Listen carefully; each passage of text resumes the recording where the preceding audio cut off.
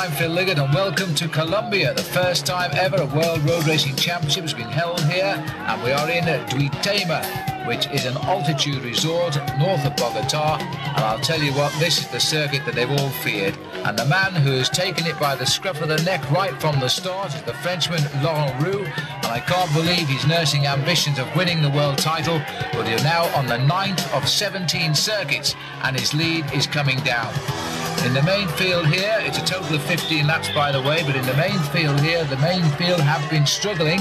They've been losing a lot of men out of the pack, but nobody has attempted to break clear. It's been a very typical professional championship where they wear down one another before they put in the attacks they hope will count. This is Richard Berenc, who's come here thinking he will do well on this circuit. It should be a circuit that will suit him, but of course everybody doesn't know how they will react to the altitude here on the circuit. The climb itself is vicious. It starts at 8,300 feet, it goes up to 9,500 feet, so it has an elevation in 2 jumps of 1,200 feet. And as you can see now, they're beginning to reel in the courageous but rather silly Rouvy, who is now going to be swept up by what is left of the 98 riders who started this event. And in this breakaway still we have Mike Engelman and the other American rider, Andy Hampston, the only 2 American riders in this group. Lance Armstrong, a non-starter early today, in fact didn't make the journey to Colombia at all, reportedly because he was unhappy with his form after having a rather rough time in a 2-day race in Colorado, which was competed among others by Miguel Indurain, who he says has form which is too good. So Lance, the winner of the San Sebastian Classic, not here. Now then, Rouvy has spent 9 laps, or the best part of 9 laps out front. He's about to be swept up. Claudio Chiappucci is setting the pace here. Not surprisingly, perhaps, the Colombian riders are all lining up behind Claudio Chiappucci. The pressure is on them because there were great fears expressed by almost every country coming, and really it's a very small field with only 98 starters here in Colombia, not only of the course but of the country itself. And yet these World Championships here, the Colombians have made every rider feel extremely welcome. Crowds enthusiastic. I'm sure they would love to see a Spanish-speaking winner, but even so, they're making every rider welcome to Colombia. They do appreciate the sport. A little breakaway going immediately now on the capture of Rouvy. They're trying to establish a little smooth-moving breakaway. Claudio Chiappucci, I think, is the rider who spearheaded the attack, and Gianni Farazin, so 2 Italians straight at the front, and there they are. Farazin, Chiappucci, Morleon, and this rider coming on is Jose Jaime Gonzalez from Colombia. So the Colombians trying desperately to put in a good performance on home ground. Well, at least the conditions, which are not great right now, there's a threat of rain. It is chilly, but the sun is shining as we speak. The only chance that we get to see the riders racing in the colours of their country rather than their trade teams, so they form strange alliances. Riders who are normally rivals, of course, now coming together to ride for the country in what is the last professional World Championship, because next year we'll be talking of elite riders as they all line up, and they all can take part if they can get selection in the Olympic Games in Atlanta. There's Farazin, and it looks as though he's having a bit of a tough time now. The hill again claiming yet another victim here as the main field keeps the tempo, watches the riders slip away from the back. But then, my goodness me, there's some fast tempo riding. Miguel Indurain is the rider now, with all of his Spanish teammates around him. First World Championship, by the way, was in the Nürburgring back in 1927. So it's rather sad in a way that we're watching the final world title for professionals. There is, of course, now the Under-23 World Championship and the actual World Championship, which means that we'll see these riders in against riders we've normally referred to in the past as amateurs next year. And they'll all be in the Olympic Games as well. I wonder indeed if Miguel Indurain and the big names of cycling will go to Atlanta, Georgia for the Olympic Games, coming so close as it does this time to the Tour de France. So coming round to the end of the lap, and it looks as though we've just lost Farazin there. He's gone back into the field. Indurain licking his lips. Runner-up in the World Championship, never won the title, but he's a world champion now for the very first time in his career. A few days ago, winning the time trial championship from his teammate Abraham Olano. I think we all expected that one. The man who has proved himself time and time again, the fastest time trial rider in a Tour de France, now deservedly the world time trial champion. But in fairness, Chris Boorman unable to defend the title he won last year because of that accident in the prologue time trial in the Tour de France. But Chris is making good progress. Rolf Sørensen here, very resplendent in the colours of Denmark, and that's Paolo Lanfranchi, who doesn't seem too keen. And Dmitry Konishev, the Russian rider, number 14. And Javier Morlion is number 88. And the riders now covered 177 kilometres. This is a small chase group here, being led by Udo Boltz, the German rider.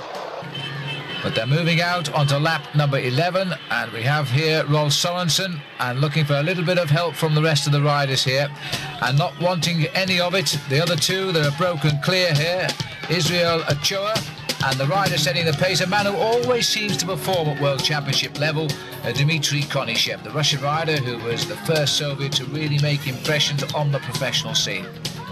Silver medalist when Greg LeMond was the world champion, and indeed he pipped Sean Kelly, pushing him into the bronze medal slot in Chambéry.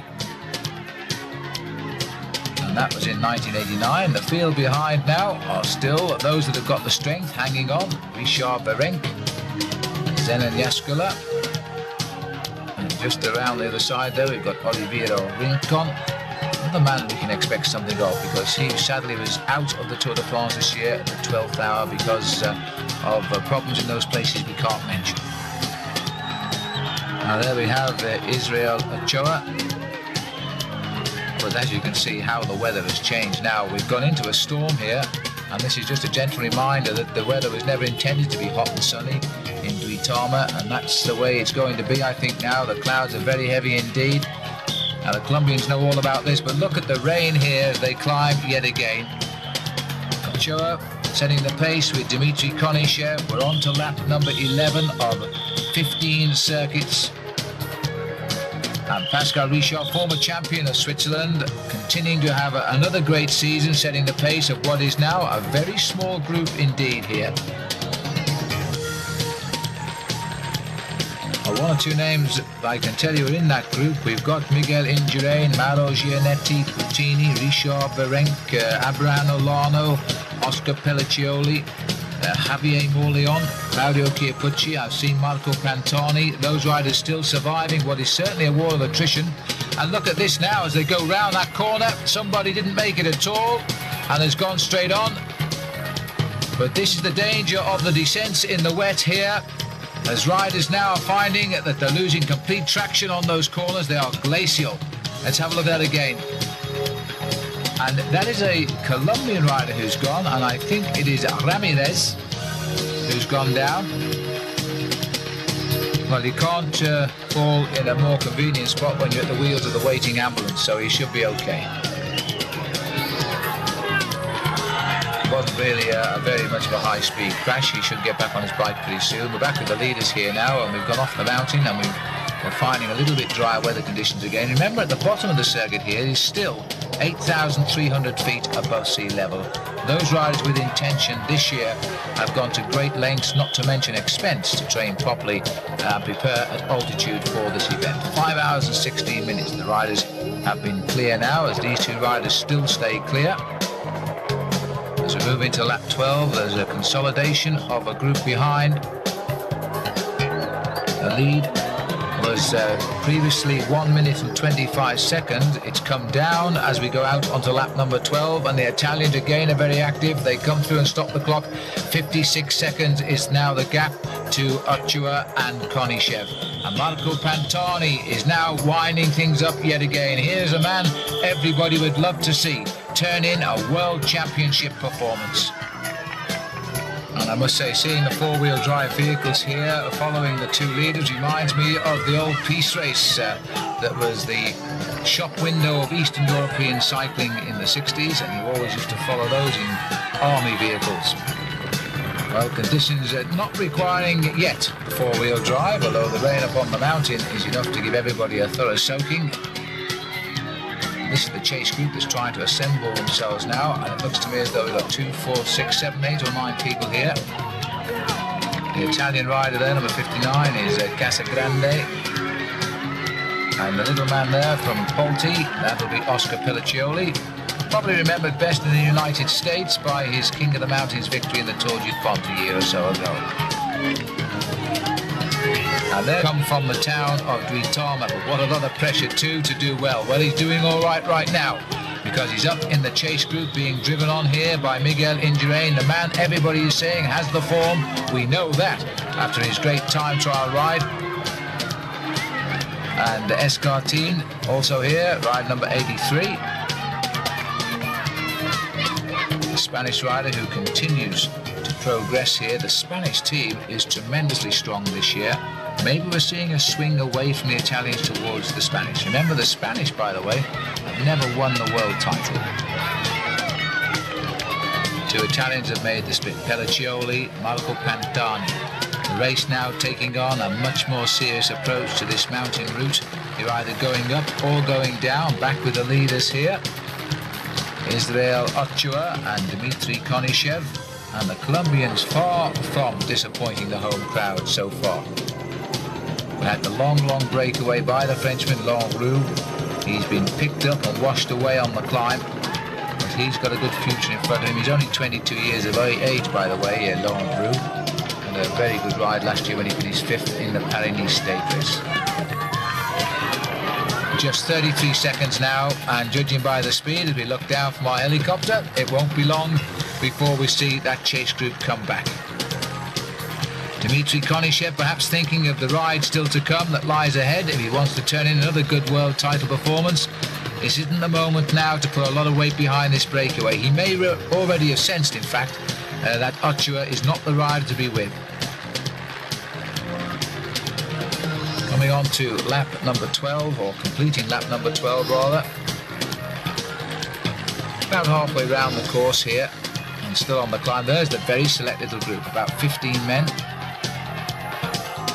And in fact, one or two more Italians are here now. Number 59 is Francisco Casagrande, having a great season, which all started out with a stage win in the Tour of Calabria back in March. And since then, he had a great Spring Classic season with 4th in Flèche Wallonne and 5th Liège-Bastogne-Liège, and 2nd in the Tour of Romandy in Switzerland in May. So, deserving his place on the Italian team, and this man, well, he certainly deserves his place, and he's dancing away on the climb. If anybody should love this mountain, it should be Marco Pantani. He's turned up the pressure just that little bit now. He's decided on lap number 12, it's time to start breaking up the field. Jimenez is trying to get on terms with him there for Spain, but it looks as though it's going to be Pantani using the leapfrogging effect to start with the two leaders who are away, Ochoa and Konishev. But he's going to find that there's no strength in this leading group. When he gets there, he's going to have to continue and hope that somebody perhaps will join him. Because I cannot believe that he is anticipating another 3 laps of this circuit alone. So Pantani has made his move. He's got up alongside the two leaders and left them completely for dead, although you've really got to hand it to Israel Ochoa. He's just gone round and left Konishev, and he's joined the new express, which appears to be going forward. So Pantani keeps the rhythm high. This could be the first serious selection now. This could well break up that chase group. There's still an awful lot of riders back there. The Italians, as always, one for all and all for one, will not be countering the reaction of Marco Pantani. Spain have been particularly active today. Indurain quite clearly feels he has the form, and it looks as though his Lieutenant Jimenez is coming up.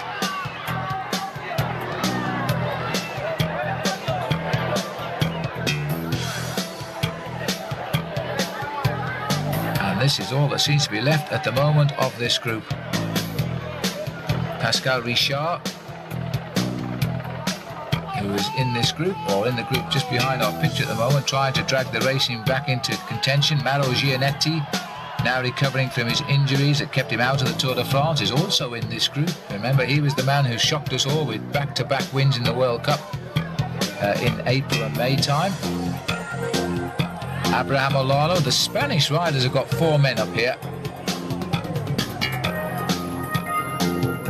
And they may even have 5, but this is Jimenez at the front. There could be 4 of them back in that pack.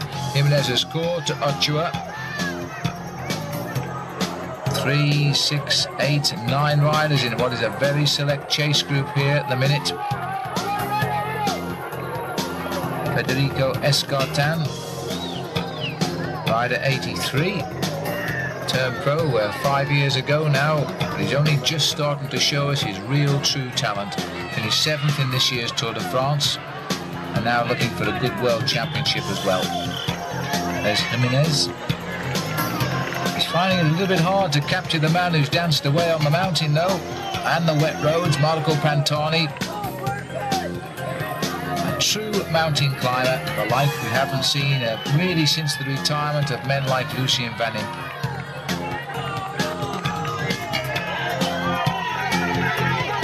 Just sits there and concentrates. He belies his young age with his bald head. That's the style. And now we're looking as though they might be just trying to reorganize themselves behind. Remember, there's a lot of Spanish riders in this group, not least this man here who's setting the pace right now, Miguel Indurain. No reason to panic just yet. There's plenty of time. Pascal Richard sitting firmly on the wheel of Indurain, and it looks as though it's going to may all come back together this time at least. There's Richard, number 31. Mauro Gianetti.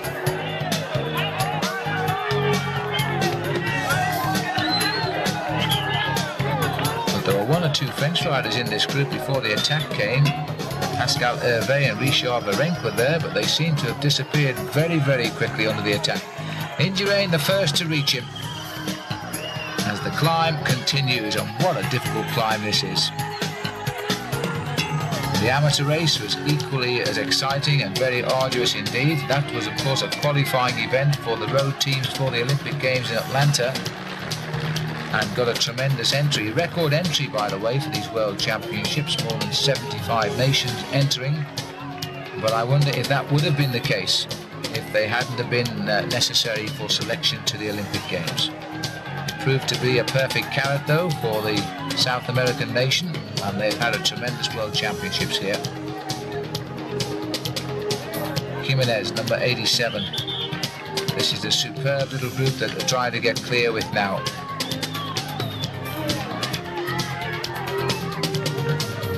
Mauro Gianetti, 2 World Cup victories and currently lying 3rd in the World Cup with just those points scored. 100 points, 50 points a win.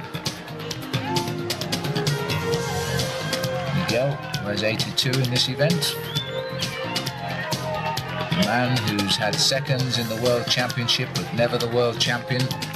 Something I think he's beginning to get to him. So many people are saying he's a man only for the month of July for the Tour de France, which in itself is not true, because of course he's won the Tour of Italy in the month of June. And yet he never seems to worry about the World Championships. But I think this year he's come here thinking very much of these championships. We've got, and these 2 have been dropped slightly from the main field. Number 1 is Rincon, number 84 is Abraham Olano. Olano, I think, and Rincon are coming up from the split there. They've recovered from the attack by the counter-attack by Indurain as he went after Pantani, and those 2 are getting up to the leaders again. So Rincon is keeping the Colombian flag flying high at the moment. That's if he gets on, but I think he will once we're over the top of the hill here. Olano, 2nd place in the World Time Trial Championship and having a tremendous season too.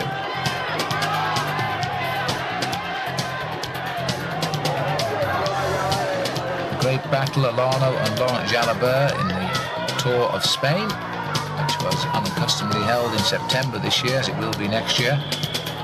And he proved to be the man in charge in the time trials. He's finding his legs again in a major event. He's got the form and he's got himself up to the leaders as well. If you ever get a chance to look at the face of Abraham Olano, just watch him, because he looks almost identical to Miguel Indurain. It's quite uncanny. There's Rincon, number 1. He's back and relieved about it too by the look of it. Looks to be about 10 riders forming in this lead group now. Notable absentees, probably Richard Virenque is the big noted absentee, because he's been riding well all day. Cullen and is out of this group as well. And he looked to be going quite well. Well, the risk is always there on these descents because your brakes never work quite as well as they should. As they sort of slide as you apply the brakes to the rim, you get that film of water between brake and rim. The bike gives you that horrible feeling it's accelerating rather than slowing down.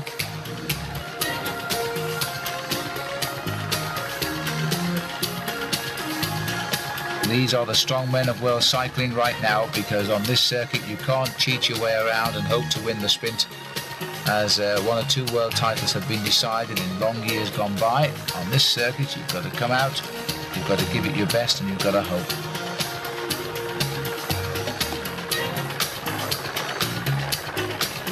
Well, that looks to me as though we've got Escartine on the attack again down there. And if we have, the rider in the red jersey, I think, could well be Puccini. Now they've only just gone clear.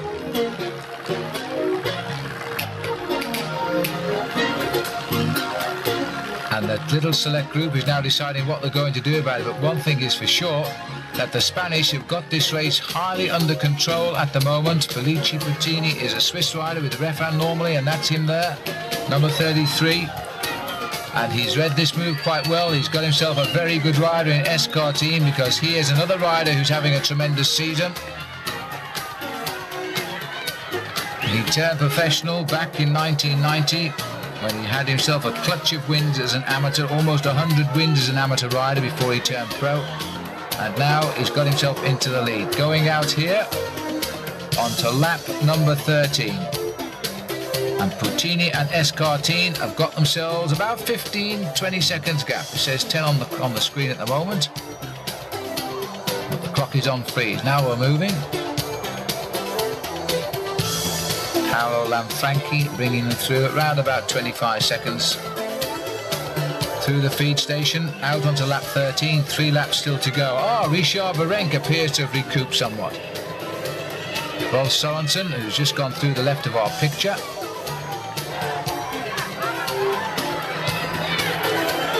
Now this is the group that is trying to bring back. They've come back onto the back of the group here now, and Indurain has gone down the line to check them all out. As he's done so, Casagrande is also here now, so we've had quite a coming up togetherness of the main chase field as they've slowed down, an indication that they did slow down, and I would say it's because the Spanish have turned off the power at the front, because we've got here now Escartine and Puccini trying to go clear. Puccini making a good move here. Now the Spanish are riding this World Championship like we've seen the Italians do year in and year out. They put men away into breakaways all of the time. They don't care which one gets the world title as long as the country succeeds, and they all share in the kitty. And right now that's exactly what the Spanish have been doing throughout the day since they picked up the Frenchman. And it's being left to the Italians to try and put matters to rights. 31 is Gianetti, 82 is Big Mig himself, number 1 is Rincon, 59 is Casagrande on the far side. Back to heel at the moment at least is Marco Pantani. Richard Virenque is also there. Rolf Sorensen, a man for the single day certainly, and a man for the World Championships as well. And Jose Jaime Gonzalez is number 10, still flying the flag for Colombia. So Colombia have certainly 3 riders here, because also here Israeli Ochoa, who is in that breakaway with Konishev. He's done extremely well to stay with the action right at the front, despite that attack with Konishev. Konishev is no longer here. It's Spain and Italy with an intrusion from Colombia, the way the action is coming at the moment.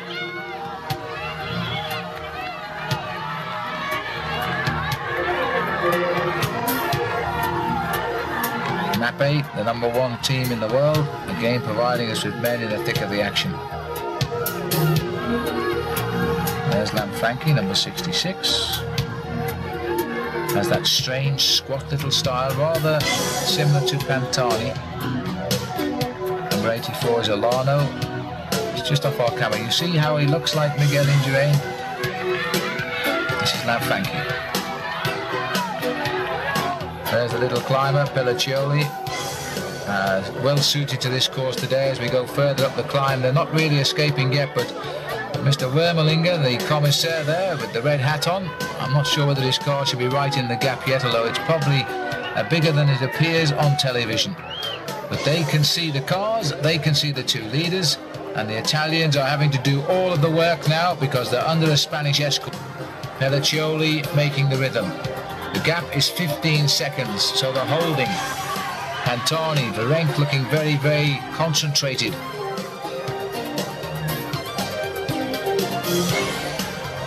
And Escartine is doing the majority of the riding here. Puccini,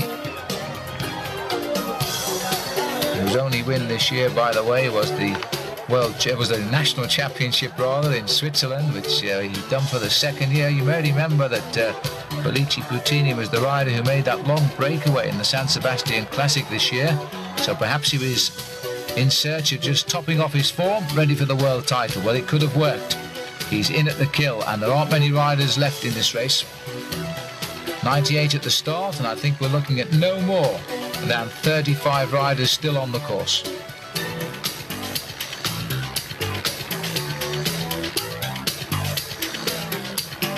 Once over the top of this hill, it's down to the finishing line, and then the riders about a lap and a half from the finish.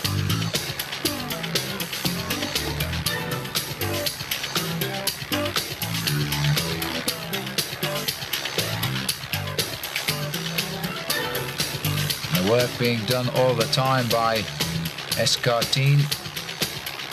Puccini has made the move, but I'm not sure now he's got the legs to push it home. It seems to me, although this breakaway is clear, it is well under control of the chasers behind. But you can see by the way the riders struggle on this climb just how steep it is. Our cameras really belie the climb. It is a vicious, vicious climb for a World Championship. It's probably the most difficult circuit since 1980 in Solange, when Bernard Hinault won what was most certainly an elimination race there, as riders each lap just simply dropped away rather than a breakaway forming, and in the end Hinault was magnificent. He got his world title on a very difficult course down in France in Solange. The rhythm of Fernando Escartine. Finished 12th in the Tour de France in 1994, went 5 places better in 1995. He's always ridden well in the Tour of Spain. He was 10th in that in 93, 1994. He was right up there again this year. So he continues to improve despite the fact that he's moving into his 6th season as a professional next year. And despite the weather, a huge crowd on the climb. This is the place to be. This is where the race was bound to be decided or lost. And these 3 riders still hanging on to a tenuous lead. It's no more than 25 seconds as we speak. There's somewhere in the region of 16 riders now in that chase group. Chase group, we've got Rincon. Dimitri Konishev, by the way, is still here. He hasn't been dropped, and neither has the rider he was in that breakaway with either, Israel Ochoa. Francesco Casagrande is here. Jose Maria Jimenez, Fernando Escartine is in the breakaway and still trying to keep away from what is a fair number of his own teammates, but they won't be chasing him, of course. Zenon Yaskulu is here. And although I haven't caught a glimpse of him, the list of riders were told Andy Hampson is also here. Well, as far as I know now, Andy is the only American still out on the course. Mike Engelman was the last American rider to retire. Remember, Mike had a great time trial. He finished 8th in the World Championship, so his World Championships already will seem to him a great success. Through the feeding zone, a welcome sight, but when you can always tell a serious bike race when the pressure's on, they don't stop to snatch the drinks as they continue to apply the pressure. Pelliccioli is actually keeping a huge gear turning there, and he's being marked now by Abraham Olano, whose season has gone from strength to strength. But one thing was always certain, this was never going to be a race for the sprinters, and none has survived here. We've got all the climbers, men that we've often called in the big races around the world on the biggest mountains. They are surviving. This is their World Championship this year. It was always going to be that way. Escartine is a good climber. Bottini perhaps not quite as strong, but he's at the moment in the breakaway, and they're still going clear. They continue to climb. The riders will not see them now. They've climbed out of sight. Bottini goes through on the inside, quite prepared to make the pace. The race starts to tip a little bit, and soon they'll be going down the hill.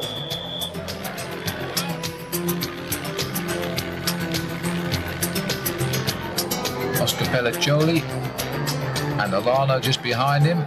Alano has only been a pro since 1992.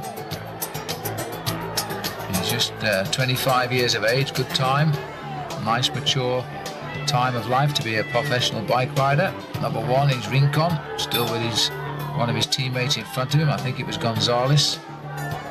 No, it wasn't, it was Ochoa, number 7. Rolf Sorensen, the tail end Charlie of the string.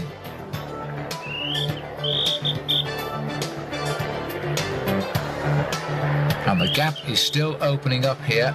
And looking into this very select group, there's no Stars and Stripes jersey there of Andy Hampson, who is still on the course, but he's riding round out of touch of this main field. And number 14, sitting at the back of that group ahead of Rolf Sorensen, is Dmitry Konishev, so he's still very much in there.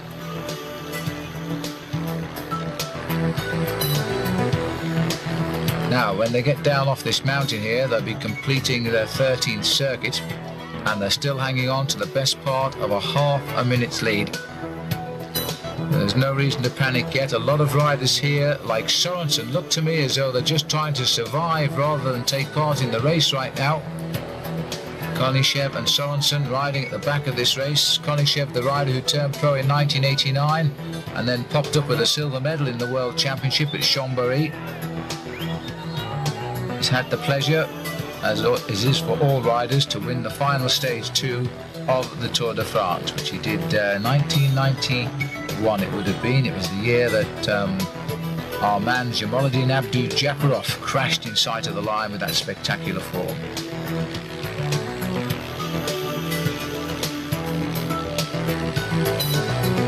Those roads absolutely treacherous, and that's why the riders are picking the way down rather delicately at this minute in time. They're using the pressure up the hill rather than down the hill. There's the ambulance waiting on the bend. Quite clearly that bend was recognised on the recce as to be the one to put the ambulance on, and we've already had a fall right on the corner there with Rodriguez.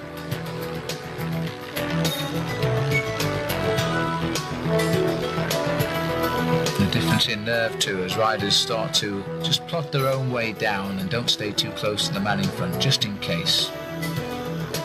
This is the descent which takes the riders back down to a mere 8,300 feet, and then there's virtually no respite before they start the climb up the mountain again. It's unlikely, according to the world body, the UCI, that there will ever be a world championship held at altitude again. The opinions are that it shouldn't be held at altitude again, but on this occasion one has to say that the world championships here in Colombia have been a success.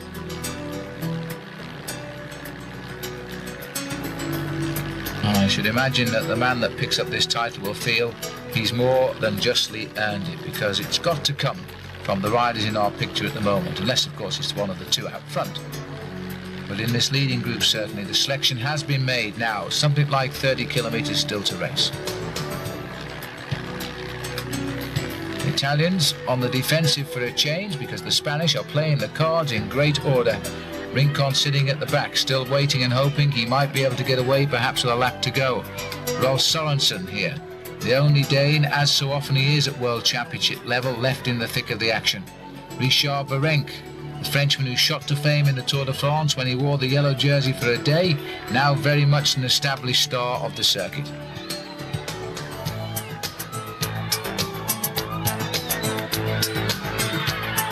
Mauro Gianetti, number 31, despite his years as a professional, he seemed to be in his twilight years, pops up with 2 World Cup wins this year. Lanfranchi, again, this cramped style and long reach of Lafranchi's. He tries desperately now to pull the Italians back into this action. They're having a real problem here, and calming down Felici Puttini and Escartine. Puttini sharing as much of the work with Escartine now. He seemed to go through a bad patch, but he's come back, and you know that perhaps he doesn't like the hill quite so much as Escartine.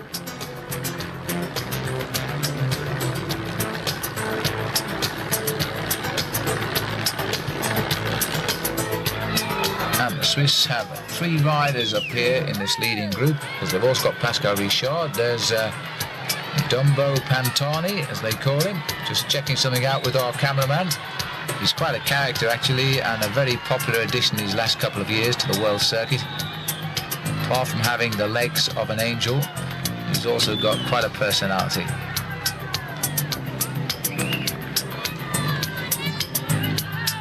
Indurain in at the kill yet again in the World Championship. A man that everybody thinks can't sprint, but believe me, if he thinks he can win a world title, he will produce a sprint that could well take the title out. He won the sprint that took Olaf Ludwig away from the silver medal the year Lance Armstrong won in that very wet Oslo. Well, the course wasn't quite as difficult in Oslo, but certainly the weather was just as cold and miserable. And Miguel also got a bronze medal in the World Championship in 1991 in Stuttgart. So he is a man for a World Championship, and he would dearly love to pick up the world title. The 2 men who featured most in last year's World Championship in Agrigento in Italy in this breakaway, as we look at the 2 leaders here coming round to complete lap number 13 and go out on 14. Richard Virenque finished 3rd last year, and Dmitry Konishev finished 5th. And luckily, Claudio Chiappucci, who would have been in this leading group but for a fall, he was in the medals last year in the world title as well, with a silver. And so still they dangle, agonizingly close. Just look at this, they can be seen. The gap looks to me to be about 20 seconds or so. Not very far, except that that mountain in the middle of this circuit is rather daunting to everybody, and if you hesitate too long, you might not close the gap. They are now 35 kilometers from the finish. 6¼ hours in the saddle, and they can expect the best part of another hour of racing here. Pelliccioli of Italy setting the pace. The gap as they went through the finishing line there was just about 25 seconds. Virenque tagged on to the back, a medalist a year ago. Whoops, said Daisy. Over goes the can. Good job it was empty. I'm not sure whether that means it was a tailwind or not. A quick snatch of the bottle there for Richard Virenque. Again flying the lone flag here for France. Luc Leblanc had a thoroughly forgettable season as world champion. I haven't seen him ride a single race in his rainbow jersey this year. It started out so badly, yet he came to Colombia. He was one of the first riders to see this circuit when the road wasn't even made up. Reported how difficult it would be. He's certainly right there. And then when he goes back to France, he finds his Le Groupement team in the throes of leaving the sport under a cloud of controversy, which is a great shame for Luke. And let's hope that things brighten up for him next year.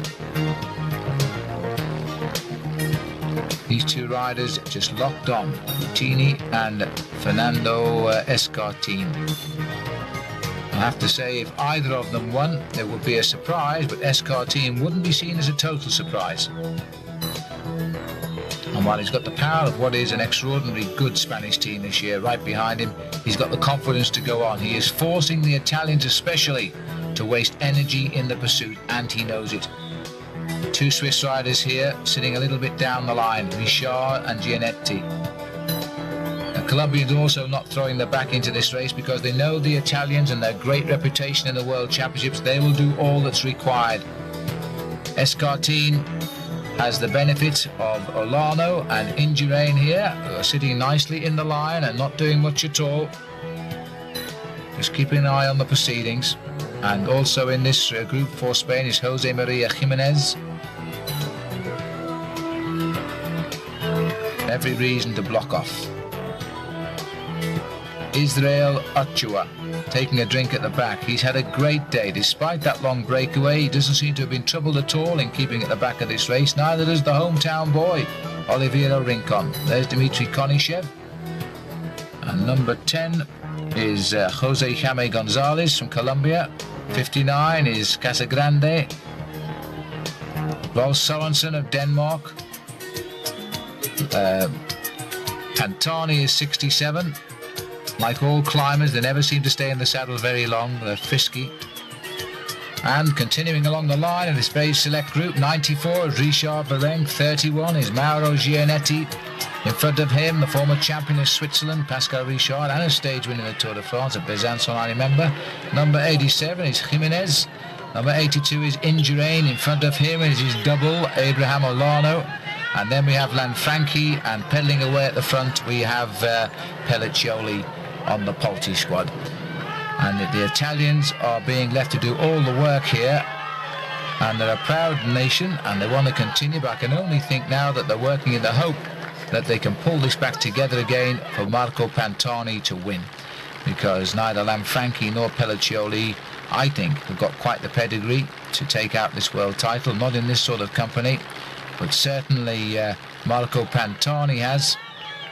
But first of all, they've got to pull back these two. They're slightly reducing the gap. It's gone down from 25 seconds to 15. There's a group of 16 riders behind now, and Putini is beginning to wonder whether it's all worthwhile. Escartine is. Now Mr. Louis Wermelinger, the chief commissaire, has pulled out of the gap all of the vehicles. They'll have noted that, the riders, and there they are, the 16 pursuers. The Italians doing it all. Pelliccioli the lion's share as well. And then behind the two Italians, the Spanish still trying to disrupt the reaction. And behind we have Pascal Richard, and then the rest of the line in a long straight line. It's not a working formation at all. They're all lying in the drift, in the drafting system behind the two Italians. Nobody prepared to help. That's the difference between professional and amateur racing. Everybody has their own reasons to make the pace, whereas with amateurs they would tend to all do a little bit each and possibly reel that break in a lot quicker. But tactics are being played here, and they're weakening the Italian team by this great chase. At the moment it has got to be in the favour of the Spanish. They've played their men up front and they've made other teams chase them down. Now then, sir, about this bicycle. Well, I think the lightest machine required on this course is for sure, and that one I don't think would make a lap. It's been a terrific circuit in many ways, great for the spectators, but terribly, terribly difficult for the riders to participate in. There were only 98 brave souls came to this start line, and there are now fewer than 25 still left in the race.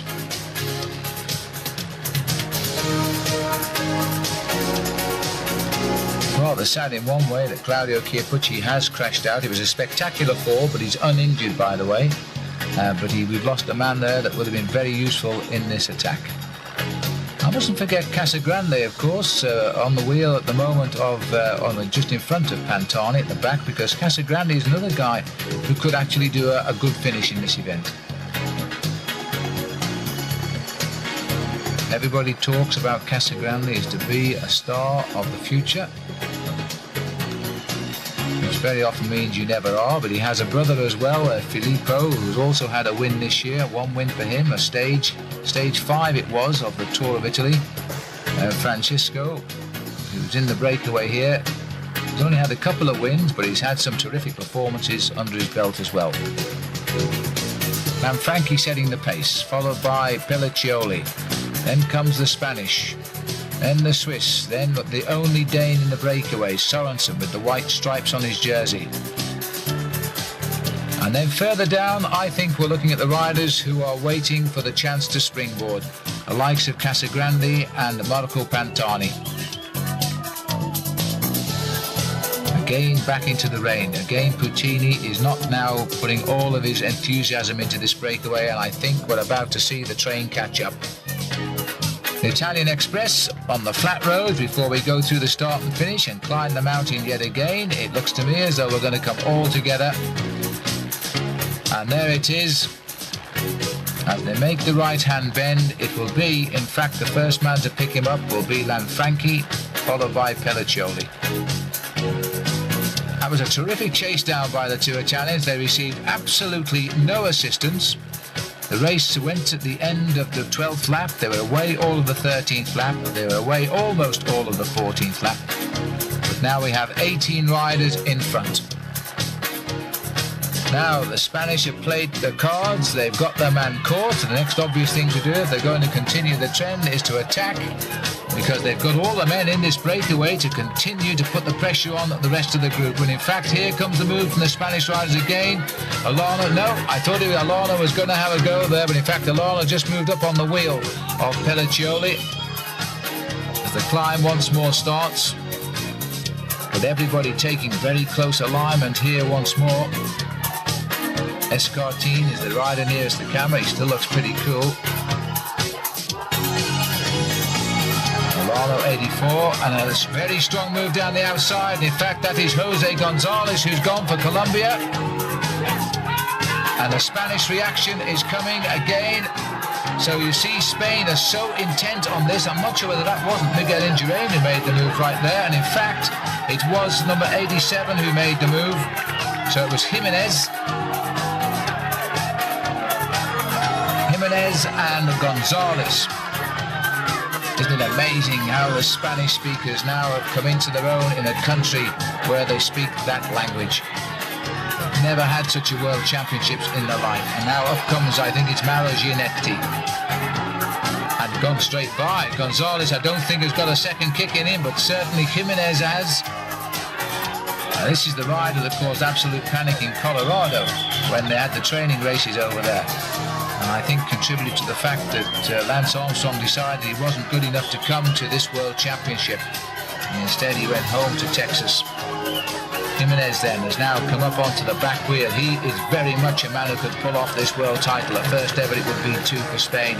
He's gone up alongside Mauro Gianetti. What a great season Gianetti has had, spoiled only by a rather silly crash in mid-term in the Tour of Switzerland, which caused him to miss the Tour of France. But you know, so often happens, if you have a mid-season crash, you allow a little time for the body to recuperate, pressures are gone for a while, you can come back so well at around the time of the World Championship, and Gianetti may well be heading for victory here too.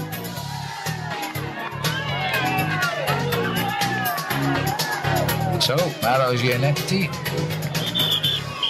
and Jimenez, and we've got rider 83, well that's Escartine again, but I think he's going the other way at the moment. His legs have gone to rubber and Escartine has lost ground.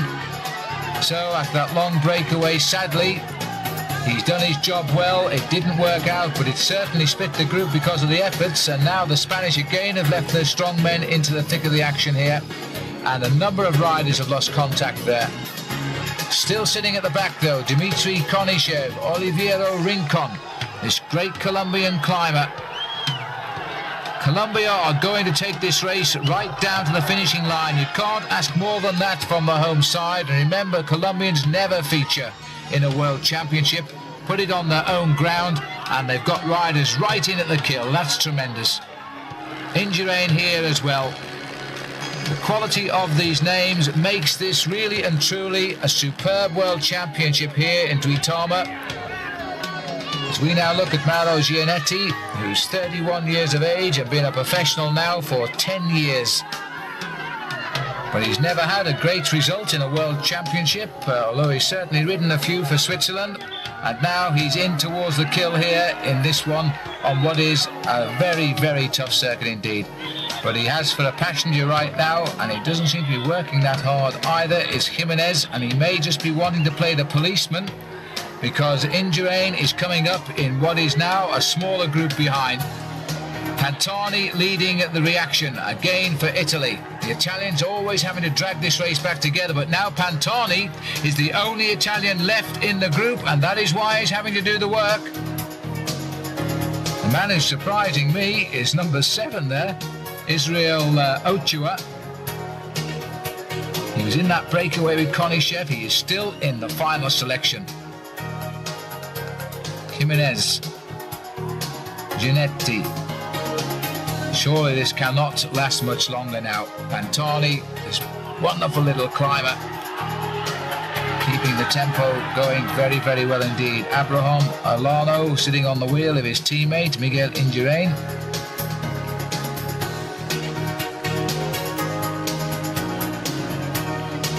And there's Giannetti, those bronze legs of a man who spent all of his summer riding thousands of kilometres, mostly in nice weather. It's not rust, it is brown skin, because the rain today has been rather tremendous in the middle, especially.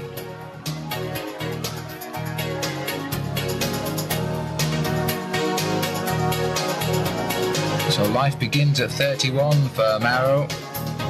A win this year in the Liège-Bastogne-Liège and the Amstel Gold Race. Last year, I think his best performance would have come when he finished 9th in the Tour of Lombardy, and that's a race still to come yet this season.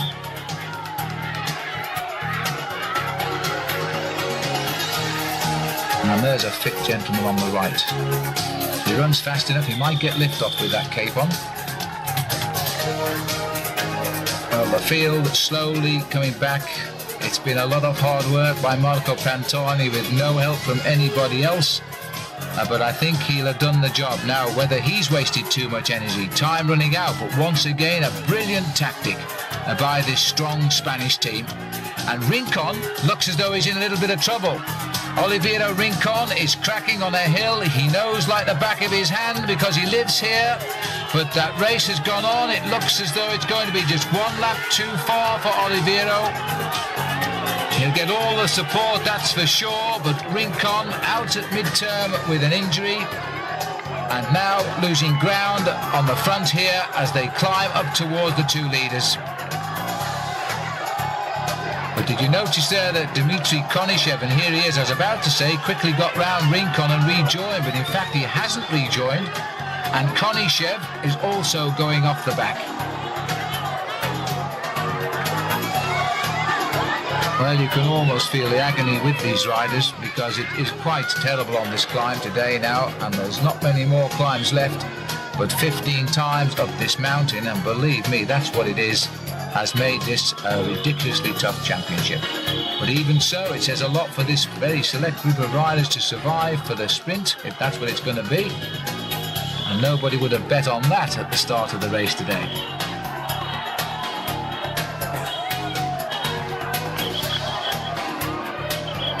So it looks as though the Spanish are going to have to think again now. Their tactics so far have been nothing short of textbook. Swiss riders too.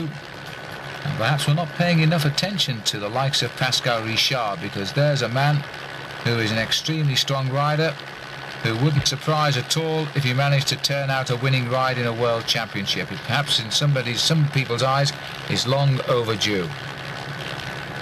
He's been a pro for 10 years, just like Giannetti, and indeed I was around when he won the World Cyclocross Championship back in 1988, when he just signed for a new team sponsored by Wyman and got them off to a great start. But he hasn't yet won a world title, although last year he did land the King of the Mountains in the Tour of Italy and indeed won his home Tour of Switzerland for the first time, a race in which previously he had finished second.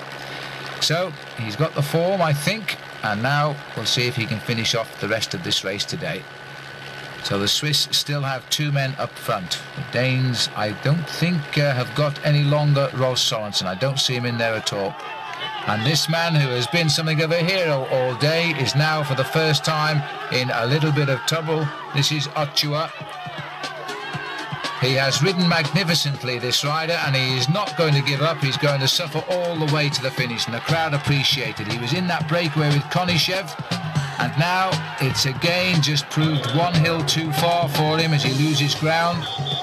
The relentless tempo being set by this ever-decreasing, very select band of professional bike riders. And now we've got in this group here setting the pace. We've got Richard and his teammate Giannetti, and Indurain here is sitting at the back of the group, and in fact appears to be asking the question, he's got a problem. Now I think he's got a puncture, but because of the situation he's taken immediately a bike. He didn't even wait for a wheel change. What a time to puncture. That was Konishev who went through on his inside.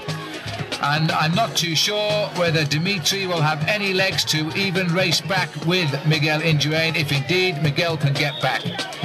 Now here's a man who's taking no chances, but he's on a strange bicycle now. And the way he's starting off, he looks a little bit clumsy on it as well. So Indurain, a flat tyre it was, nothing more serious than that. It wasn't a bike breakage, but he made the very quick decision for a bike and not a wheel. And there's the proof of that wise decision. He's pedalling straight back onto the group, and I'm not even too sure whether certain members in this group know he's even in trouble. Well, there is the sign of a brilliant rider, and indeed a man who's made it quite clear. Oh, look at the flood water there, by the way, that's washing off the mountain. But this is a man now who quite clearly has come here to win the world title and take the double. The double of the time trial and the World Road Race Championship, and the prospects next year of becoming the first bike rider to do the other double, the Tour de France and an Olympic gold medal. So place your bets now, quickly, before he wins the world title today, as Indurain now gets to close in on the breakaway. He makes it all look too easy. No panic, just makes his way back in the calmest of measures. And don't forget that Konishev was with him. We've just seen him pass Konishev and he never came back.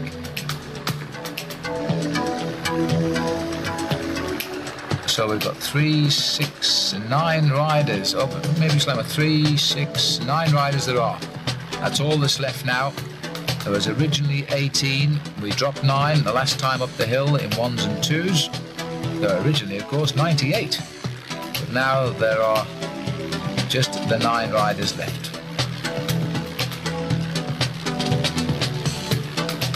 And still the Spanish hold all of the cards here. The Italians are down to just Marco Pantani. The Spanish are down to, I think it's 4 riders still here. The Colombians have all gone on the last climb, Rincon and then Ochoa. Russia have lost their man in Konishev. The Swiss still have 2 here, Pascal Richard and Mauro Gianetti. And the French still have Richard Virenque, so there's still a lot of people to shout for.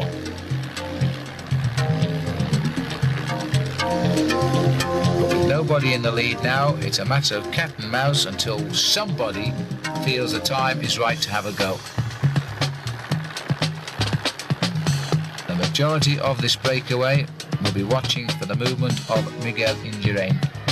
And Indurain might well ask one of his teammates to start the attacking again, just to keep the pressure on. Pantani will be the second favourite, I would have thought now.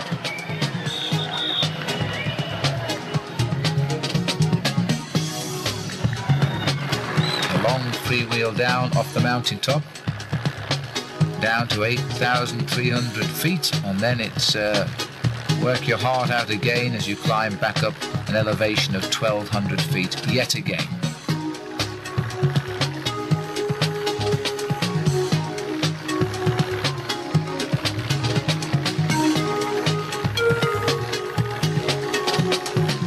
Stealing quite a march there on the descent, and once we get off the descent we'll be able to get that back down to our moto cameras. And a change in formation in the main line here, so that whoever that rider is, there's 1 or 2 riders interested to close the gap down very, very quickly. And now we'll find out. And in fact this is the rider from Switzerland. And it looks to me as though we've got Pascal Richard on the attack. Well, he is the rider which I expected to do something. He's such a good rider. Pascal Richard, and a counter-attack coming as well. In Alano that was. I nearly said Indurain because they look so much alike, but Alano has got up to him. And the other rider is Jimenez yet again. So we've got 3 riders here now. And that's Gianetti looking over his shoulder. So we've got Richard, Jimenez and Alano. And Konishev here has got back. Took him a bit longer than Big Mig, who's just in front of him. And also Rincon has come back as well after the descent. So Rincon is not out of this yet either. The professionals fighting every inch of the way today. They're declaring all of their real natural talent as bike riders to stay in competition. And in fact, just sitting up there to eat, that was Pascal Richard. So they've caught the breakaway. Olana now taking time out to eat. But an attack here, this is Indurain. Indurain has decided to launch an attack and see what becomes of it. And he's gone, and look, on his wheel, Dmitry Konishev. Konishev must have come on at the back, saw Indurain, has gone straight through and up the front with him. Well, Konishev can't have much left in those legs, but the way to do it is to try and steal a march and hang on for the finish. The clouds are still very, very dark and more rain threatening, but Miguel Indurain has now launched the feared attack that sooner or later, surely, they all expect it to come, and Konishev was just in the right place as it went. And still trying to eat at the same time there. It looks as though Mauro Gianetti has crossed the gap. It might be Richard. We'll check him out when we can get back up with the leaders if our cameraman doesn't hit the wall. He was almost cut out of it there by the line of riders as they went through. They were desperate to grab the wheels of the men in front. And in fact, it was up front is Gianetti, because here is Richard beginning to feel a bit sorry for the world right now, because he'd just been caught as Indurain launched that attack. And in fact, Richard was riding no-handed, having something to eat. Rincon and Gianetti waving them round. They've managed to contain Big Mig.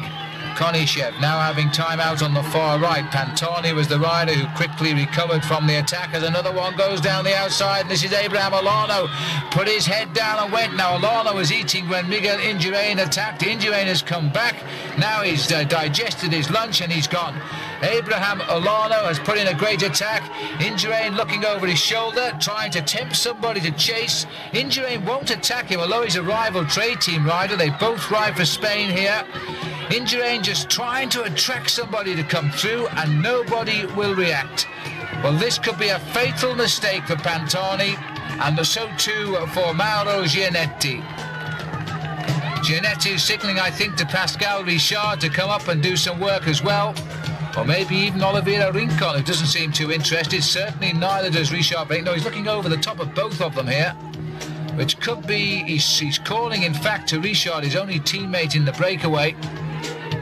They must know that Indurain will not react. There's no point in just waiting for him to react. They're allowing Olano a terrific advantage. Olano is now a speck in the distance. And I wonder what Indurain is thinking now. The chance of a world title is gone, but don't worry, it's my teammate, or does he really want to be in Olano's place? A difficult decision.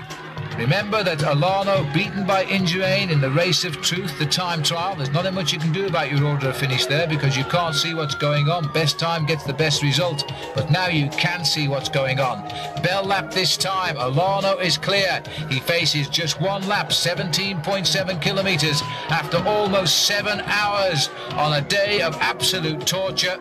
Abraham Olano, they say he's Miguel Indurain's double. Well, now he's going to try and match him with a world title.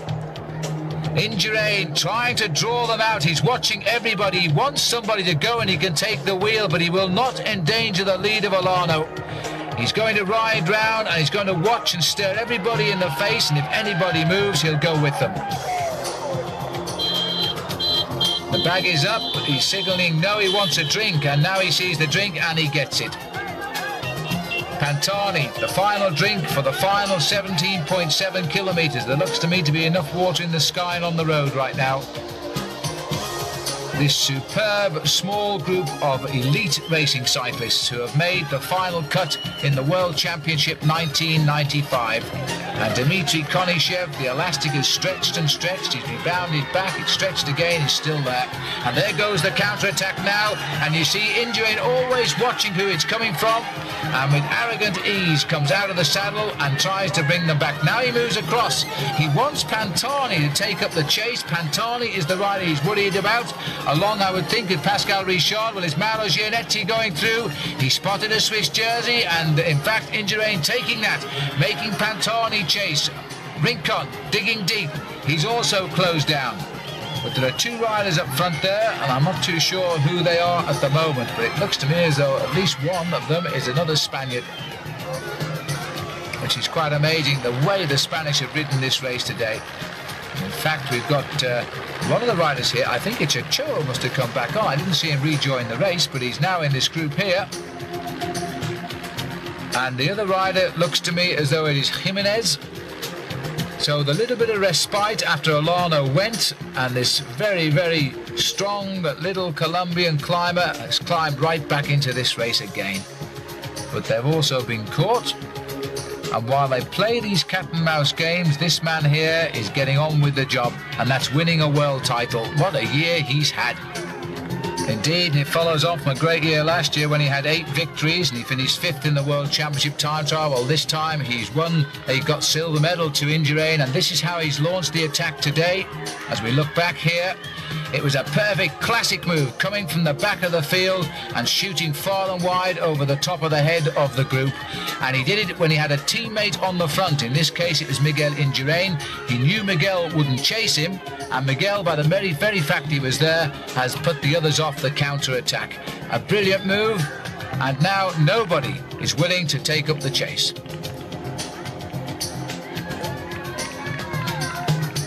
You see Pantani here. He was the rider that wanted to do something but didn't.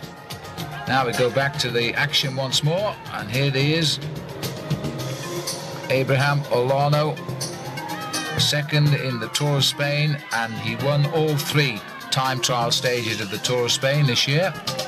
And it's very unusual for a man that wins all the time trials not to run out the overall winner of the race, but in fact the Tour of Spain found Laurent Jalabert on demonstrative form, and Jalabert now the new world #1 because of his fine riding in the Tour of Spain. No Jalabert here, and Olano now free as a bird at the moment. This select group behind has continued to swell again. 1 or 2 riders have clawed the way back. We've seen Rincon come back. We've seen Ochoa come back. But there are so many tired legs here, and the Spanish have done everything right today. I'm not surprised that the sport has taken off so much now in the wake of Miguel Indurain, but unlike in the days of the great Eddy Merckx in Belgium, where there were no big stars behind him, it's quite clear now that behind Miguel Indurain in Spain, there are plenty of big stars coming through. Pantani now bareheaded and still hoping to make something of this World Championship. Must be feeling very, very concerned indeed. Casagrande has got back up here to do a little bit of pacemaking for him. Struggled to get back, and now gone straight to the front to try and reduce the deficit on this final climb of Abraham Olano. 31 is Richard, 14 is Konishev. Richard Virenque is still here, the only Frenchman to survive today. Team car has just gone through for Spain, heading up to the man in the lead. They've been up and down the bunch all day today, servicing riders in the breakaways, because apart from that very first breakaway by Laurent Rouvy, who was from France, the Spanish have had a man in every move.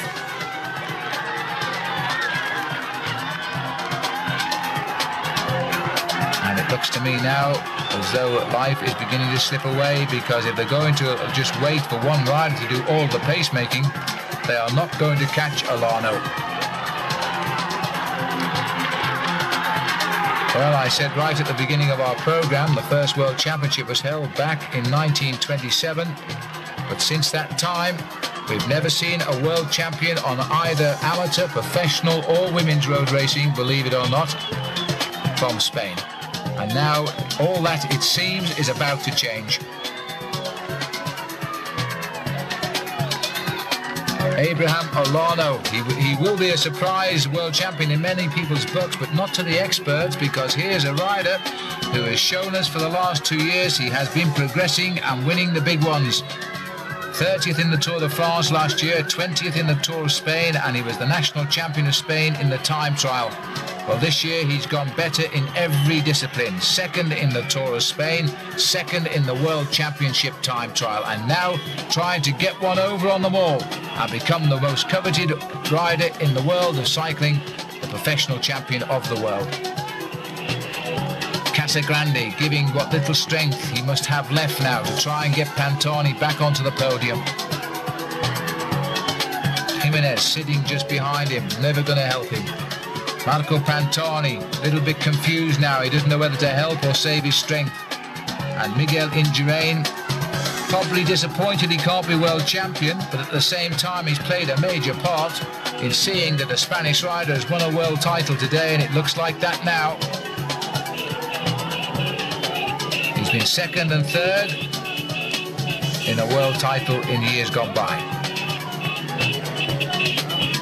But one rainbow jersey already in the Spanish vaults this week here in Colombia, and it looks certain to be two.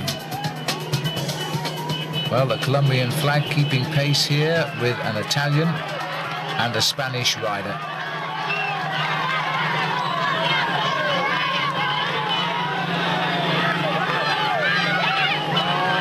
So many riders now only interested in seeing the finishing line, like Konishev. And yet Konishev himself packs a pretty powerful sprint. And Sean Kelly remembers to his cost in Chambéry.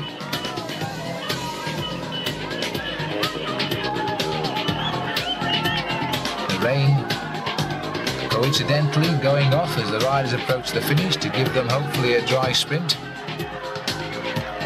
And I think from about midway down this pack now, there's nobody interested in the chase back.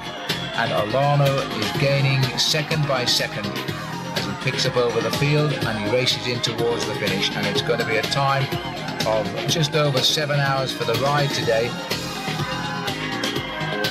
265.5 kilometers. Near enough 150 miles. And 30 seconds is the gap. Olano has flown away. He took most of that immediately while the riders tried to reorganize their thoughts. Nobody has helped at all. Casagrande take up the chase. Jimenez has been content to follow. These are the legs of the man who is set now to become champion of the world. Abraham Olano on the climb for the last time, and my goodness me, those legs must be aching now. Well, the crowd will recognise the Spanish colours. They know that when they shout at this rider, he will understand every word they say. It's perhaps not the Spanish speaker they wanted to see on the climbs. They would have probably preferred to see Rincon, but this crowd has cheered just about everyone today. And the way this group is packing together, they're waiting for somebody to make a move. Somebody has made a move here. There's a counter-attack gone. It's come from Switzerland, which points out to me it might well be Gianetti who's gone again. It is. So Gianetti digging deep once more to try and cause a reaction, and Pantani has got clear and is coming after him. So Indurain has lost ground on Pantani, and this is Pantani's move. It had to come on the climb. It was the anticipated attack. Marco Pantani has gone. His acceleration again cracked people like Rolf Sørensen. Rincon has gone. Pascal Richard is hanging but not looking very clever right now. Indurain is still in the line. Pantani is up the road. If Pantani can catch Gianetti, they may well turn around the face of this race yet. Richard Berenc, the gifted climber of the Tour de France these past 2 years, is now lying fourth in line on the final climb here in Duitama. Indurain moving up on the left to get onto the wheel of Pantani, who has come back to this group here. So we have Pantani, Indurain, Mauro Gianetti. Richard was at the back of the group, Berenc between the Swiss sandwich. Status quo, these 5 riders. That may have damaged a little bit Olano's lead, that flurry of activity on the climb, but here's Olano now, this massive crowd here, watching the Spaniard climb to what looks to me certainly a world championship now.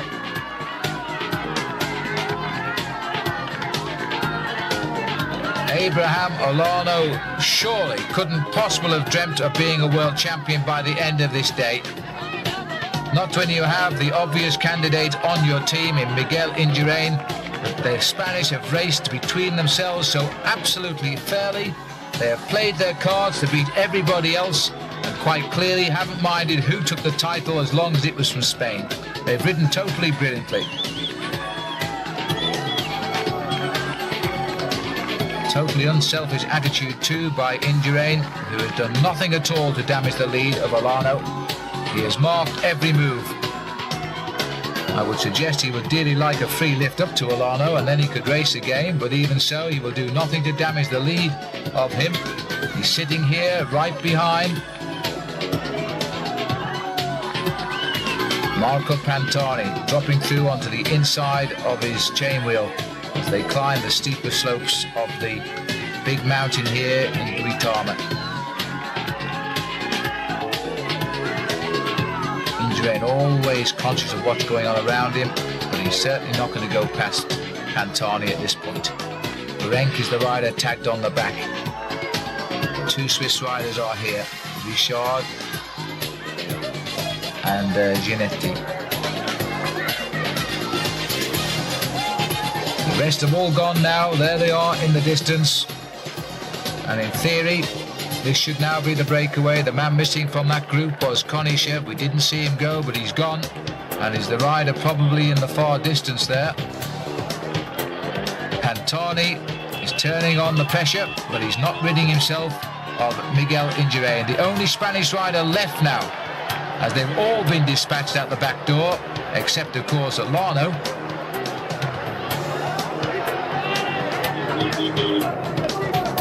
And what a great race it's been for Switzerland as well. They've had men in the action throughout.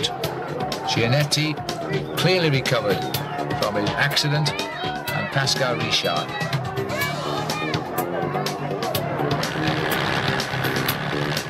Further up the slopes now and labouring a little bit. Abraham Olano, well, he knew he was going to hurt himself on this climb. You don't win a world title and not hurt yourself. He had to give everything to hold away from the field on the climb. Now we're pulling back on the helicopter, and there you can see the gap. Is that the gap of a world champion or not? We're going to find out pretty quickly now. The two Swiss riders, and Virenque has disappeared from this picture. It looks as though Virenque has lost. There he is. So Richard Virenque has also lost ground. He's gone into the slipstream of the cars, but he's even too far behind them right now. So Richard has cracked as well, leaving two Swiss, a Spanish rider and an Italian in pursuit of one lone Spanish leader who now, pedal rev by pedal rev, is heading for a world title.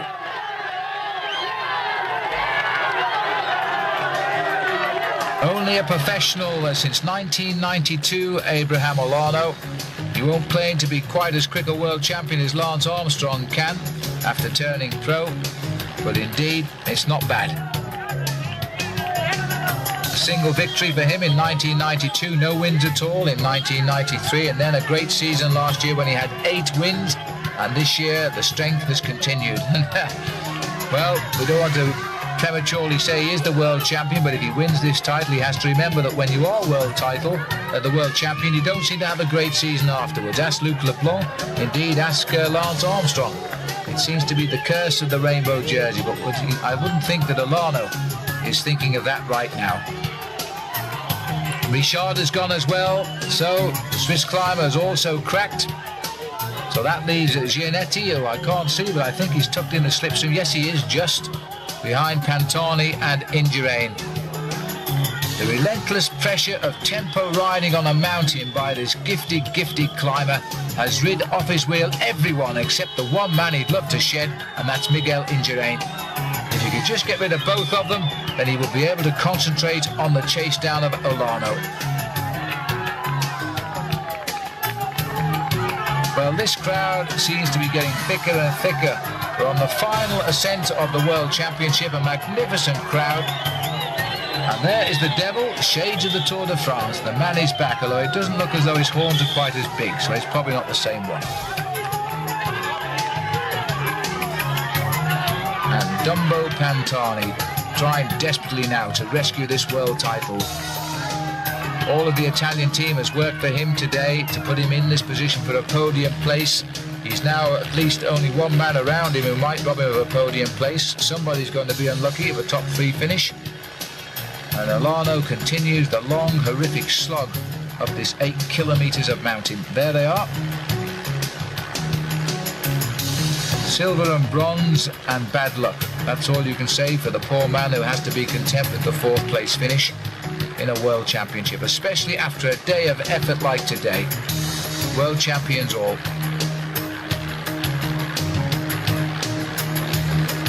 And still no one willing to help Pantani. I'm not sure whether they could anyway, because of the way he climbs. You see the other dangers on the road here. The rainwater which has come off the fields now has deposited quite a lot of slimy grease on the surface as well. But the storm behind us now, and behind this rider here, Abraham Olano, the one man the world will fear, he knows, isn't chasing him, because he's his teammate right now. Rivals all of the year except today, and Indurain doing his very best to see this man takes gold for Spain. If he gets caught, Indurain will be fresh enough, I think, to take the win. He's absolutely frying Pantani.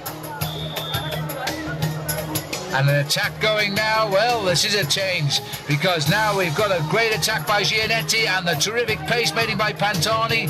Maybe just hesitant there, Pantani. He's going to have to get back in his rhythm, because Gianetti is accelerated. And now Pantani will take a little while to get back into his rhythm, but he's not gone yet. Marco Pantani, climbers like to always dictate the pace themselves. They don't like being dictated to. And the acceleration by Gianetti has meant that Pantani has lost ground. He can get back if he can hold them in his sight, but in fact Gianetti is making a big effort now. Indurain has switched camps again. He's jumped onto the Swiss Express this time. He's done absolutely nothing. He's followed wheels ever since Olano broke away, and he's watching the riders crack around him. What an amazing world title this is. Gianetti has had his moment, I think, and it looks as though it hasn't been good enough. Indurain is sitting there doing nothing, and you know the way this race is going right now, Spain could get first and second.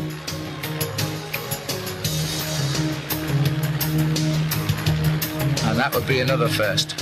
Juan Fernandez, who is now a manager with the Spanish teams. There's a rider who has had bronze medals in the championship. In fact, it was the only race he ever did well in for a couple of years, was his third places in the world titles. But even Juan Fernandez will now be able to rest in peace by the performance of Spain today. Olano looks certain to be the world title. Indurain is queuing himself up for the silver medal. And as I talk about Juan Fernandez, let me remind you too that in real life, away from the World Championship, he is the team manager of the man who's now alone in the lead, Abraham Olano.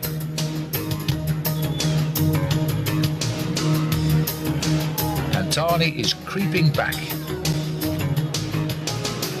And he's back and has gone straight by. He's continuing his descent at high speed. Indurain doesn't seem unduly worried about that, but Pantani has continued with his momentum. They've gone so well up the climb there, especially with the attack of Gianetti. There's no one else going to get across now to these riders as we make our descent down towards the finish. And certainly Pantani is lying second on the road, but Indurain has gone round at Gianetti and decided now that his interest no longer lies with the Swiss rider, but must go back to the Italian rider. Well, he's certainly been a busy little bee today, Miguel Indurain. He has ridden brilliantly, and he's ridden solely in defence of his team.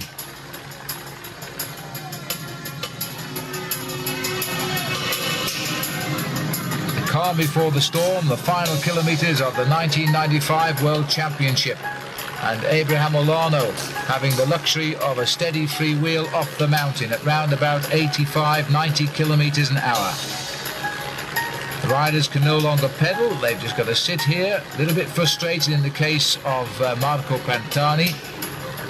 What a position for Indurain to be in, sitting here now, knowing that his country is going to get gold, and has not really expended any energy at all, except when he's had to accelerate to get onto the wheels that have attacked.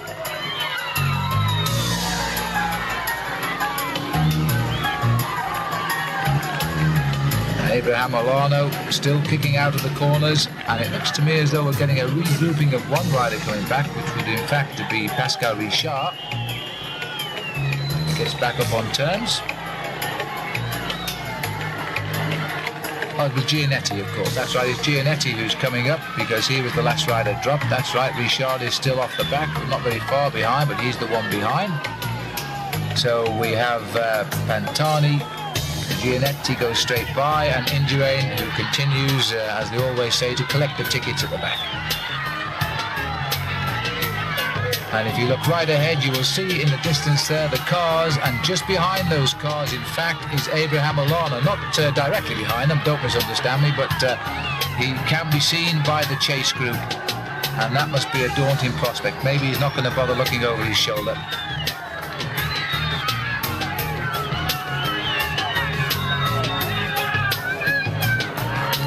And the road tips down again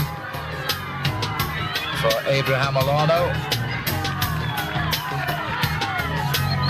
It was a move which had to come surely from a Spanish rider today. It was Olano's turn to attack, perhaps. He did it with such strength. Indurain did try one attack, remember. They were on him straight away, and you don't win 5 straight Tours de France without being closely marked by the men who think they have the strength. Indurain was never allowed the freedom to do what Abraham Olano has done. But it will be a marvellous night in the Spanish hotel tonight in Colombia. The crowd have thoroughly enjoyed the promotions here, both in Bogota for the track and here in Duitama for the road events. And this, the blue ribbon. And I, for one, am rather sad that next year there won't be a professional world championship as such. Change is always a good thing, they say, but sometimes, you know, it's nice to have a professional world champion somehow. Now we're just going to see a champion of the world in cycling from now on, and there'll be an under-23 champion, of course, but I think we'll probably think that rather as we do the junior world champion, and won't carry the real weight of being an amateur world champion. Indurain content, and the back tyre, look at the back tyre of Olano. It's completely flat. He has no time to change it because he knows they will be on him straight away, and he's just sitting there and riding. Well, I'll tell you what, if he bounces too much, that wheel could collapse. Olano, his face now is not one of pain but more of panic, I would suggest, as Gianetti goes here. And again, Indurain chases Gianetti. They've distanced Pantani once more. He doesn't have the acceleration. Pantani is going to try and get back on turns, but he'll have to wait for Gianetti to slow down. But the drama is at the front here now, because if they close in, and I don't know how Olano can hold on too long to this machine because his tyre is completely flat. There's always a risk, of course, that tyre will come off the wheel as well. Well, he is going to count every yard of the way now down to the finish, and I would say that this flat tyre occurred somewhere inside 2 kilometres to go. Just over a mile from the finish, and this man is determined to make Spanish history in more ways than one. Olano, this looks like he's approaching the finish, and Abraham Olano complete with flat tyre, and the Mavic team car is on hand, but he couldn't change it. He was scared to do it, but he is going to make it. He is going to make it. He is going to be champion of the world. A silver medal a few days ago in the time trial, 100 metres away from the rainbow jersey of the It was a move which had to come surely from a Spanish rider today. It was Olano's turn to attack, perhaps. He did it with such strength. Indurain did try one attack, remember. They were on him straight away, and you don't win 5 straight Tours de France without being closely marked by the men who think they have the strength. Indurain was never allowed the freedom to do what Abraham Olano has done. But it will be a marvellous night in the Spanish hotel tonight in Colombia. The crowd have thoroughly enjoyed the promotions here, both in Bogota for the track and here in Duitama for the road events. And this, the blue ribbon. And I, for one, am rather sad that next year there won't be a professional world championship as such. Change is always a good thing, they say, but sometimes, you know, it's nice to have a professional world champion somehow. Now we're just going to see a champion of the world in cycling from now on, and there'll be an under-23 champion, of course, but I think we'll probably think that rather as we do the junior world champion, and won't carry the real weight of being an amateur world champion. Indurain content, and the back tyre, look at the back tyre of Olano. It's completely flat. He has no time to change it because he knows they will be on him straight away, and he's just sitting there and riding. Well, I'll tell you what, if he bounces too much, that wheel could collapse.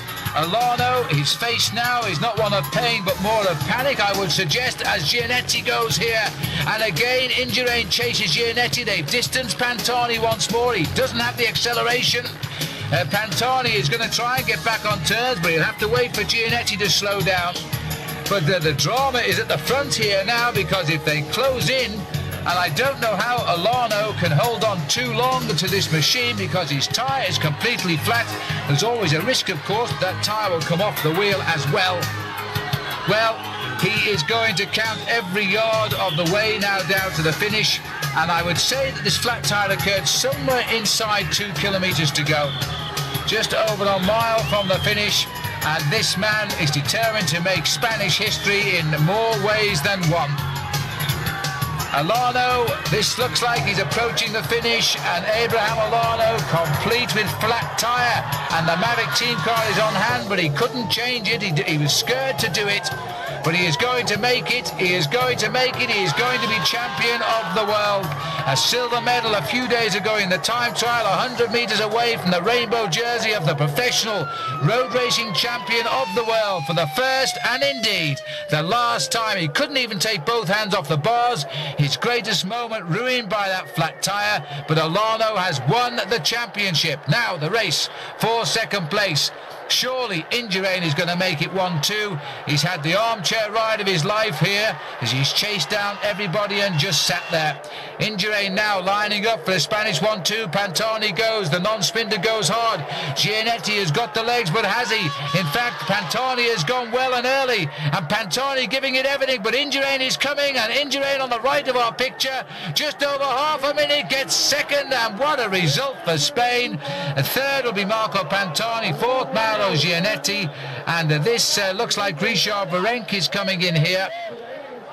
Well, Richard Virenque was pretty close to Pascal Richard, and I don't see Richard. I think, in fact, he slipped under the camera there when they were showing the other picture of Richard. So Richard will be fifth and Virenque will be sixth. And now we've got the sprint for seventh place. And I did say earlier, Dmitry Konishev could sprint, and he makes this one look easy as he sits it right on the line, but he gets seventh, and Oliveira Rincon rode well. Best of the Colombians in eighth place. But there we have the sprint that made history. A 1-2 for Spain. Miguel Indurain taking second to add to his world title of time trial. This, without doubt, will be the talking point of the race. And my goodness me, I bet he was pleased it only happened inside the last 2 kilometres to go. What would he have done? And indeed, would he have lost it? Would have Indurain been the world title if he'd have been caught?